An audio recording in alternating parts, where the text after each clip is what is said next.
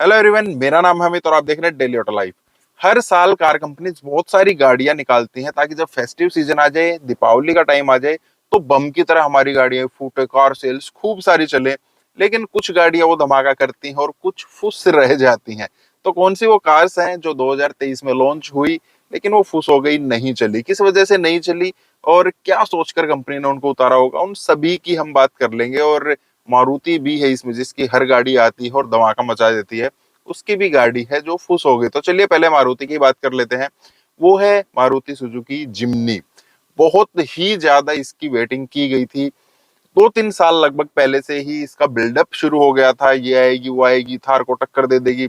मारुति ने भी यही सोचा था कि थार को एक टक्कर देने वाली गाड़ी बना देते हैं, क्योंकि आप जानते हैं थार का कितना जबरदस्त भोकाल चला हुआ है इंडिया में। तो मारुति ने सोचा चलो उसको कैश करते हैं, एक 4 व्हील ड्राइव गाड़ी लेकर आते हैं। जिम्नी लेकर आएंगे, उसी टाइप की दिखेगी जैसी थार है, पिक्चर्स में वैसा ही सब दिख रहा था। लेकिन जब वो लॉन्च हुई ना, तो बहुत सारे लोगों की उम्मीदें वहां पर टूट गई, क्योंकि साइज काफी कॉम्पैक्ट था। दिखने में जैसी फोटोज में दिख रही थी ना, उसके मुकाबले काफी छोटी थी। और अगर थार के बराबर में खड़ा कर दिया जाए उसको, तो एक किस्म से वो दिख ही नहीं रही थी। अब बेशक डायरेक्ट कोई नहीं बोलता है मारुति की तरफ से कि इसको थार के कंपटीशन में उतारा गया था, लेकिन 100% हम इंडियंस के मन में वही था कि ये थार के कंपटीशन में है। और दिखने में ऐसी गाड़ियां लुक्स के हिसाब से बिकती हैं, जो बड़ी हो, बोल्ड हो, बल्कि दिखती हो, तभी ये गाड़ियां बिकती हैं। और ऐसा कुछ भी इसमें दिख नहीं रहा था। फिर रही सही कसर इनके प्राइस पॉइंट ने खत्म कर दी। जो इनका सबसे लोअर मॉडल है, ऑन रोड लेने जाएंगे 14.5 लाख रुपए के आसपास आएगा। हालांकि एक बार महिंद्रा को भी थोड़ा डर लगा था, वो अपना 2 व्हील ड्राइव जो है महिंद्रा थार जो है लेकर आ गए थे, बट स्टिल कोई फर्क नहीं पड़ा। उससे वो थार की जो सेल्स है ना, वो और बढ़ गई है। और जिमनी की सेल्स बड़ी डाउन हो गई है। लास्ट मंथ इसकी सिर्फ 1800 यूनिट के आसपास बिकी है। डिस्काउंट अच्छा खासा इस पर आ गया है। तो एक किस्म से मारुति के हिसाब से जो मारुति की जो सेल्स रहती हैं, बिल्कुल बड़ा ही फ्लॉप प्रोडक्ट रहा है। अब सेकंड एक और बड़ी जबरदस्त, उसकी भी इतनी ही ज्यादा हाइप थी, हर कोई सोच रहा था यार ये गाड़ी आएगी, देखेंगे तहलका मचा देगी। ईवी सेगमेंट में नई चीज आने वाली है और देखते हैं यहाँ के बाद ईवी कहाँ जाएगी। तो ईवी तो जहाँ जाएगी सो जाएगी, वो गाड़ी कहीं नहीं गई। हम बात कर रहे हैं एमजी कोमेट की। कोमेट बना दिया, एक छोटी सी लेकर आए। सोचा नहीं उन्होंने कि इंडिया में टाटा नैनो किस वजह से फेल हुई थी। हम इंडियंस को ना गाड़ी स्टेटस के लिए भी काफी पसंद आती है। सबसे पहले बिकती ही इस वजह से, पहले हम गाड़ी देखते हैं दिखने में कैसी है, उसके बाद वो बिकती है। और उसके ऊपर फिर प्राइस की बात आ गई। एक तो गाड़ी बड़ी छोटी सी दिखती है, 4 सीटर है, और 8-10 लाख रुपए का प्राइस, मतलब ऐसी गाड़ी के लिए 8-10 लाख रुपए देना शायद किसी को भी अच्छा नहीं लगेगा। और सेम प्राइस में अगर हम ईवी की बात करें, तो टाटा टियागो ईवी आ रही है, प्रॉपर कार दिखती है, अच्छी खासी दिखती है, सेम बढ़िया रेंज मिल जाएगी, 5 सीटर है, बूट स्पेस वगैरह, मतलब सब कुछ दिख रहा है।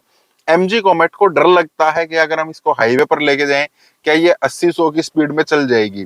चले ना चले उसकी तो टेंशन है ही नहीं, लेकिन देखने में तो ऐसा ही लगता है। एक आम इंडियन, एक नॉर्मल फैमिली 8 से 10 लाख रुपए इस टाइप के, मतलब इतनी छोटी है, इस टाइप की लुक वाली गाड़ी जो ईवी है, उस पर डालना शायद कभी भी पसंद नहीं करेंगे। इस वजह से ये गाड़ी भी नहीं बिकी। 1000 यूनिट के आसपास इसकी भी पर मंथ बिकती है। और एक किस्म से बिल्कुल फ्लॉप प्रोडक्ट ये भी एमजी की तरफ से रहा। फिर एक और कार कंपनी जो बड़ी एस्टेब्लिश है, अपनी एसयूवीज के लिए जाने जाती है इंडिया में, उसने भी सोचा चलो यार अब हम ईवी सेगमेंट में आते हैं। महिंद्रा की बात कर रहे हैं, एक्सयूवी 400 ईवी लेकर आए। टाटा नेक्सॉन बड़ा जबरदस्त कर रही है ईवी सेगमेंट में, मैंने सोचा चलो टक्कर दी जाती है इसको।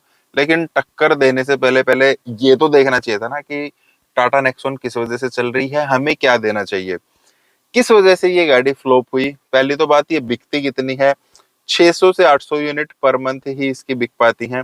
दिक्कत क्या रही, इसमें मल्टीपल प्रॉब्लम्स रही। एक तो जो इसका डिजाइन है ना, वो पुराना ही रहा। एक्सयूवी 300 उसको देख चुके हैं, 400 लगभग उसी के जैसी थी। सिर्फ ईवी है तो 400 नाम देना बढ़िया नहीं था। साथ में जो इंटीरियर है, एक्सटीरियर है, बड़ा ही ओल्ड है। इंटीरियर बहुत ही पुराना लगता है। अंदर बैठकर हम सोचते हैं ईवी है ना तो फ्यूचरिस्टिक सा डिजाइन होगा, ये तो जो अपनी नॉर्मल आती है ना वैसी ही है। मतलब क्या लगा इसमें, 20 लाख रुपए हम किस चीज के लिए दे रहे हैं। वहां पर दूसरा दिल टूट गया, फीचर्स बड़े ही कम है। चलो ये सब भी देखा जाए ठीक है।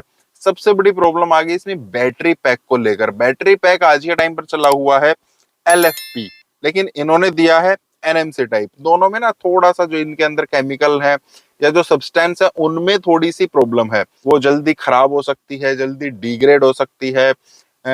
जो टेम्परेचर इंडिया में बहुत ज्यादा उतार चढ़ाव होता है ना, उसमें भी उसकी परफॉर्मेंस उतनी बढ़िया नहीं रह सकती है। एक किस्म से हम कह सकते हैं NMC जो बैटरीज है ना, उनका टाइम जाने लग रहा है, LFP का टाइम आने लग रहा है, और महिंद्रा फिर से पुराने टाइम की तरफ चली गई है। फिर नेक्स्ट आ गया, कभी अपने जमाने में ना इस गाड़ी ने धाक जमा रखी थी, लेकिन अब इस टाइप की गाड़ियों का भी टाइम चला गया है, और सबसे ज्यादा इफेक्ट इसी गाड़ी को पड़ा है, वो है होंडा सिटी। सेडान्स का टाइम आपको पता है धीरे धीरे जा रहा है, बट स्टिल सिटी एक ऐसा नाम रहा है हमेशा एक इंडिया में जो हर कोई लेने की सोचता है। अब नई सिटी आ गई है, 5th जेन आ गई है, लेकिन स्टिल ये इतना बढ़िया अपील क्यों नहीं कर पा रही है? पहला तो मार्केटिंग होंडा की तरफ से इतनी बढ़िया एग्रेसिव मार्केटिंग रही नहीं है कि किसी के मन में ये आए कि चलो सेडान की तरफ भी देखा जाए, सिटी की तरफ भी देखा जाए। दूसरा, इसका डिजाइन भी थोड़ा सा सेफ ही लगता है।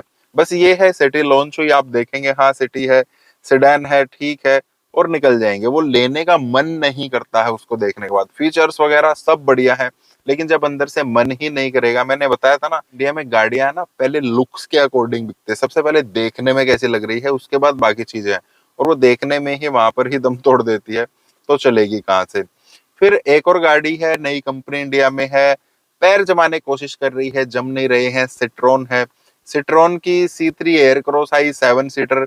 उस प्राइस पॉइंट में हमें नॉर्मल SUVs मिलती हैं, 5 सीटर मिलती हैं, वो 7 सीटर दे रही हैं, बट स्टिल वो नहीं चल पा रही है। उसकी भी वजह क्या है? एक तो बहुत सारे शहरों में इनके शोरूम ही नहीं है। अगर कोई देखने जाए भी तो जाए कहाँ? कोई अपने से 50-60 किलोमीटर दूर देखने नहीं जाएगा, उसके पास बहुत सारे ऑप्शन है, वो कोई और ले लेगा। एक तो हर जगह प्रेजेंस नहीं है, मतलब मार्केटिंग अच्छे से नहीं कर पा रहे हैं। साथ में फिर गाड़ी का प्राइसिंग इतना एग्रेसिव नहीं रख रहे हैं। सेम प्राइस में बाकी गाड़ियां अवेलेबल हैं, तो कोई इसी को लेने की जहमत क्यों उठाए? देखिए, एक तो इजिली अवेलेबल नहीं है, दूसरा इसकी प्राइसिंग ऐसी नहीं है कि कोई थोड़ा सी जहमत उठाकर दूर इसको देखने जाए, तीसरा फिर नई कंपनी है, भरोसा इतनी जल्दी नहीं हो रहा है। तो बहुत सारे फैक्टर मिलकर इस गाड़ी को भी डाउन बना रहे हैं। साथ में फिर इसमें फीचर्स भी इतने बढ़िया नहीं है, सेफ्टी भी इतनी बढ़िया नहीं है। तो कुल मिलाकर एक नॉर्मल प्रोडक्ट है, और नई कंपनी के लिए इंडिया में नॉर्मल प्रोडक्ट निकालना, नॉर्मल प्राइसिंग पर निकालना, और फिर वो सोचते हैं कि वो हिट हो जाएगा, तो आई एम सॉरी, हम सबकी तरफ से सॉरी है। वो गाड़ी भी कहाँ चली, 200-300 यूनिट हर महीने बिक रही है, कुछ ज्यादा नहीं है। फिर लास्ट जो आ गई है ना, वो Hyundai वर्ना। अब इस गाड़ी में भी जब ये लॉन्च हुई थी तो 4000 यूनिट के आसपास इसने टच कर दिया था बिकने में। उसके बाद ये 3000 के आसपास आ गई, 2800 के आसपास आ गई, और आज के लिए गाड़ी जो है 2300 के आसपास बिक रही है। हालांकि सिटी 1500 के आसपास बिक रही है, ये 2300 के आसपास बिक रही है, लेकिन सेल्स इसकी डाउन ही होती जा रही है। मतलब पहले ये लग रहा था कि एक हिट प्रोडक्ट है, आज के टाइम पर फ्लॉप तो नहीं है, लेकिन एवरेज है, और चांसेस हैं कि आने वाले टाइम पर इसकी सेल्स और भी डाउन हो जाए और ये भी फ्लॉप हो जाए। इसके पीछे भी सेम रीजन वही है, मार्केटिंग एक तो बहुत ज्यादा अच्छी नहीं हो रही है। देखिए, जो अपनी SUVs हैं, कॉम्पैक्ट SUVs हैं, उनको मार्केटिंग की कोई ज्यादा जरूरत नहीं है। हर किसी की चाहत ही वो है, हमें गाड़ी वो लेनी है, तो उनकी तो मार्केटिंग अपने आप है, लोग बाग सर्च कर रहे हैं। लेकिन जो सेडान टाइप गाड़ियां हैं, उनकी तरफ कंपनीज को लेकर आना पड़ेगा, उसके लिए एक्स्ट्रा एफर्ट करने पड़ेंगे, वो कोई कर नहीं रहा है। सेडान का टाइम जा रहा है, सेम वरना के केस में भी वही है।